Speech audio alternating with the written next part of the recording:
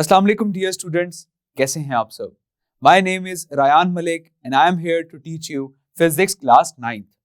In this lecture, we are going to study another topic of chapter number 1, which is stopwatch and measuring cylinder.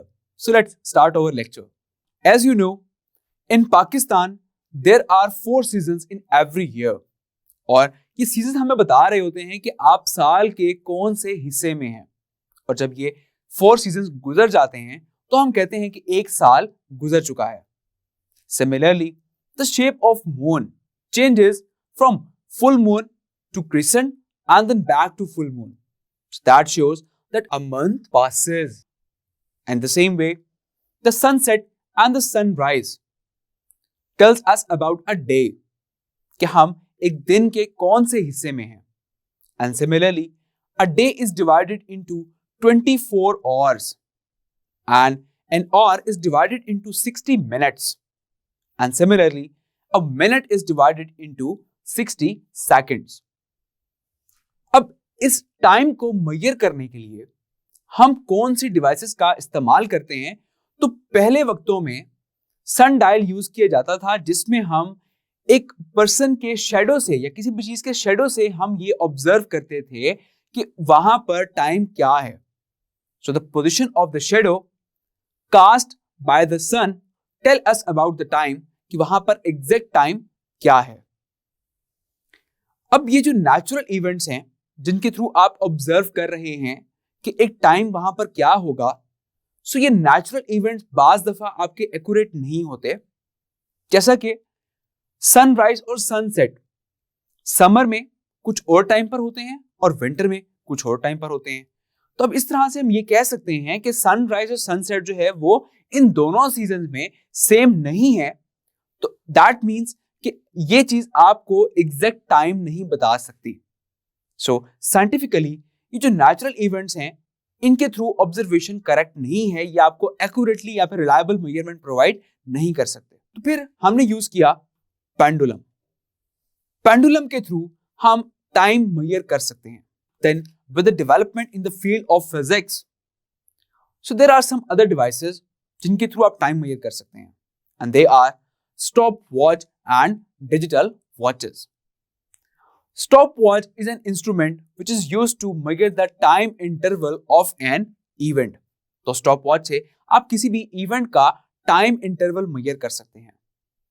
Now you can see stopwatch जो कि consist कर रही है एक single knob पर, और इसको हम मैकेनिकल स्टॉपवॉच भी कहते हैं, बिकॉज यहां पर हम मैकेनिकली इसको ऑपरेट करते हैं और इसके अंदर एक नीडल मौजूद है जो कि रोटेट करना स्टार्ट करती है और एग्जैक्ट टाइम मेजर कर सकती है. स्टॉपवॉच का लीस्ट काउंट होता है 0.1 सेकेंड्स. दैट मींस कि ये 0.1 सेकेंड तक की मेजरमेंट ले सकती है. तो स्टॉपवॉच वर्क करती है by pressing the knob of the stopwatch. लेकिन यहां पर सिर्फ एक ही नॉब है. तो जब आप नॉब को फर्स्ट टाइम प्रेस करेंगे तो ये स्टॉप वॉच चलना शुरू हो जाएगी. जब आप उस नॉब को सेकंड टाइम प्रेस करेंगे तो ये स्टॉप वॉच वहीं पर स्टॉप हो जाएगी और आप इजीली टाइम नोट कर सकते हैं. और जब आप स्टॉप वॉच को थर्ड टाइम प्रेस करेंगे तो ये नीडल दोबारा से 0 पर रीसेट हो जाएगी, और उसके बाद फिर फर्दर हम अगेन इस स्टॉप वॉच को यूज करके हम टाइम मेजर कर सकते हैं. Now digital stop watch. Digital stopwatch जो कि मोर प्रिसाइज है मैकेनिकल स्टॉपवॉच से, इसका लीस्ट काउंट है 0.01 सेकेंड. तो ये 0.01 सेकेंड तक की मेजरमेंट ले सकता है. अब डिजिटल स्टॉपवॉच जो है इसमें 2 बटन लगे होते हैं. एक बटन है स्टार्ट स्टॉप और एक है इसमें रीसेट बटन. तो जब आप फर्स्ट टाइम स्टार्ट बटन को प्रेस करते हैं तो इस पर डिजिटल काउंटर जो है वो स्टार्ट हो जाता है, और इस तरह से जब आप सेकंड टाइम उसी बटन को प्रेस करेंगे तो वो डिजिटल काउंटर वहां पर स्टॉप हो जाएगा और आप इजीली वो टाइम नोट डाउन कर सकते हैं. एंड द रीसेट बटन, जब आप उसको प्रेस करेंगे तो वो जो टाइम स्पैन जो आपने मेजर कर लिया है वो दोबारा से रीसेट हो जाएगा 0 पर, और फिर आप उस डिजिटल स्टॉपवॉच को फिर से इस्तेमाल कर सकते हैं. सो आई होप यहां पर आपको ये कंसेप्ट क्लियर हो गया होगा कि किस तरह से हम इन स्टॉप वॉचेस को यूज करके हम टाइम इंटरवल मेजर कर सकते हैं. So now let's talk about another measuring instrument, which is measuring cylinder. Measuring cylinder is used to measure the volume of a liquid, a powder and irregular solid shape. तो measuring cylinder को use करके आप liquid का volume major कर सकते हैं, आप किसी पाउडर सब्सटेंस का वॉल्यूम मेजर कर सकते हैं और आप किसी इर्रेगुलर सॉलिड शेप का वॉल्यूम भी मेजर कर सकते हैं. A measuring cylinder consists of a glass or a transparent plastic cylinder, जिसकी इस पूरी लेंथ पर एक स्केल भी मेंशन होता है जो कि मिलीलीटर्स में होता है. और नॉर्मली मेजरिंग सिलेंडर जो है वो 100 ml से लेकर 2500 ml तक के मौजूद होते हैं और जिसके थ्रू आप डिफरेंट वॉल्यूम्स इजीली मेजर कर सकते हैं. अब हम करते ये हैं कि हमने जिस भी चीज का वॉल्यूम मेजर करना है वो आप इसके अंदर डाल देते हैं. लाइक फॉर एग्जांपल कि मैंने अगर किसी लिक्विड का वॉल्यूम मेजर करना है तो मैं वो लिक्विड इसके अंदर डाल दूंगा. तो जहां पर उस लिक्विड का मेनिस्कस आ रहा होगा, सो आई होप कि आपको मेनिस्कस का कंसेप्ट क्लियर होगा कि मेनिस्कस क्या होता है. So I am telling you, meniscus होता है किसी भी लिक्विड लेवल की सरफेस, उसको हम कहते हैं मेनिस्कस. सो बहुत से लिक्विड्स के मेनिस्कस जो है वो लोअर होते हैं, लेकिन मर्करी का मेनिस्कस जो है वो अपर होता है.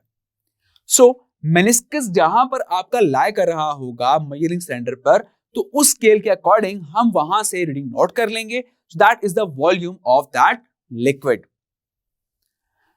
अब इसी तरह से लिक्विड को मेजर करने के लिए या वॉल्यूम मेजर करने के लिए भी कुछ एग्जैक्ट मेथड्स हैं कि जो कि अगर एक स्किलफुल पर्सन इसको मेजर करेगा तो वो एग्जैक्ट रीडिंग नोट कर सकता है. अगर आप स्किलफुल नहीं है तो फिर आप एग्जैक्ट रीडिंग नोट नहीं कर सकते. सो वॉल्यूम मेजर करने के लिए ये जरूरी है कि आपका आई कांटेक्ट एग्जैक्ट मेनिस्कस पर होना चाहिए. That is the level of the liquid. तो आपका आई कांटेक्ट जब एग्जैक्ट उस लिक्विड के लेवल पर होगा तब आप एग्जैक्ट रीडिंग नोट कर सकते हैं. अगर आपका आई कांटेक्ट जो है वो उस मेनिस्कस से अबव या बिलो होगा तो फिर आप एग्जैक्ट रीडिंग नोट नहीं कर सकते. तो ये जरूरी है कि आपका आई कांटेक्ट एग्जैक्ट मेनिस्कस पर होना चाहिए ताकि आप एग्जैक्ट लिक्विड का वॉल्यूम जो है वो मेजर कर सकें. So now let's measure the volume of an irregular shaped solid object. So now move towards the visual room. So now we have to measure the volume of an irregular shaped solid.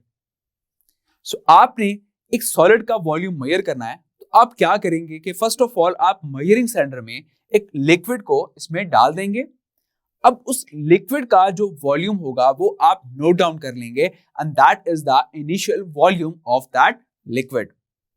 अब जो solid object, let's suppose कि एक stone है, आपने उसका volume major करना है तो उस स्टोन को आप एक थ्रेड से टाई कर लेंगे और फर्दर हम उस थ्रेड के थ्रू उस स्टोन को इस पानी में हम डाल देंगे.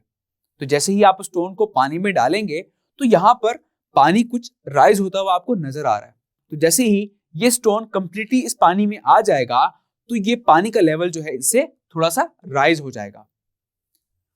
अब आप जरा सोचें कि पानी तो मैंने इसमें मजीद इंसर्ट नहीं किया, लेकिन पानी का लेवल जो है वो इंक्रीज हो चुका है. तो वो जो पानी का लेवल इंक्रीज हुआ है वो किसकी वजह से हुआ है? That is due to the stone जो कि आपने इसमें इंसर्ट किया. तो जब आप स्टोन इसमें इंसर्ट करेंगे तो उसकी वजह से उस लिक्विड का लेवल बढ़ जाएगा. अब वो जो लिक्विड का लेवल बढ़ जाएगा तो वो रीडिंग आप नोट कर लेंगे and that is the final volume. And at the end हम फाइनल वॉल्यूम को सब्ट्रैक्ट कर लेंगे इनिशियल वॉल्यूम से, तो आपके पास एग्जैक्ट उस स्टोन का वॉल्यूम आ जाएगा. So that's how we can measure the volume of an irregular shaped solid object. An MCQ, least count of digital stopwatch is, options are A 0.01 second, B 0.1 second, C 1 second and D 10 second. सो हम ये अपने lecture में पढ़ चुके हैं कि digital stop watch का least count होता है 0.01 सेकेंड. दैट मीन्स कि वो 0.01 सेकेंड तक की मेजरमेंट ले सकता है. So option A is correct. Now the next MCQ, mechanical stop watch which can measure up to part of a second. Options are A 1, B 1/10, C 1 by 100th, and D 1 by 1000. So mechanical stop watch का least count होता है 0.1 second. अब यहां पर आपको fractions की form में options given है. 0.1 सेकेंड मीन्स के 1 का 10th पार्ट. दैट मीन्स कि 1 by 10th इसका करेक्ट ऑप्शन है, which is option B. So mark option B, that is the correct option कि मैकेनिकल स्टॉप वॉच के थ्रू आप 0.1 सेकेंड तक की मेजरमेंट इजीली ले सकते हैं. Now the next MCQ. Meniscus of which liquid curves upward? Options are A water, B honey, C milk, D mercury. So इनमें से किस लिक्विड का मेनिस्कस जो है वो अपवर्ड कर्व्ड होता है? सो द क्वेश्चन इज कि मेनिस्कस है क्या? तो ये हम अपने लेक्चर में पढ़ चुके हैं कि मेनिस्कस बेसिकली आप उस लिक्विड की सरफेस को आप कह रहे होते हैं, और मर्करी एक ऐसा लिक्विड है जिसका मेनिस्कस जो है वो अपवर्ड कर्व होता है. So option D is correct, which is mercury. Now an important short question from board point of view, that write the names of the necessary laboratory safety equipments. So laboratory safety equipments के कुछ important necessary जो names होते हैं वो आपने mention करने. So laboratory safety equipments जो हैं वो कुछ इस तरह से होने चाहिए. So एक laboratory में ये safety equipments जरूरी होने चाहिए. That is waste disposal basket, fire extinguisher, fire alarm, first aid box, sand and water buckets, fire blanket to put off fire, substances and equipments that need extra care must bear proper warning signs. So majority जो है यहाँ पर fire से related हैं. That means कि एक laboratory में different आपके chemicals भी मौजूद हैं, different instruments भी मौजूद हैं.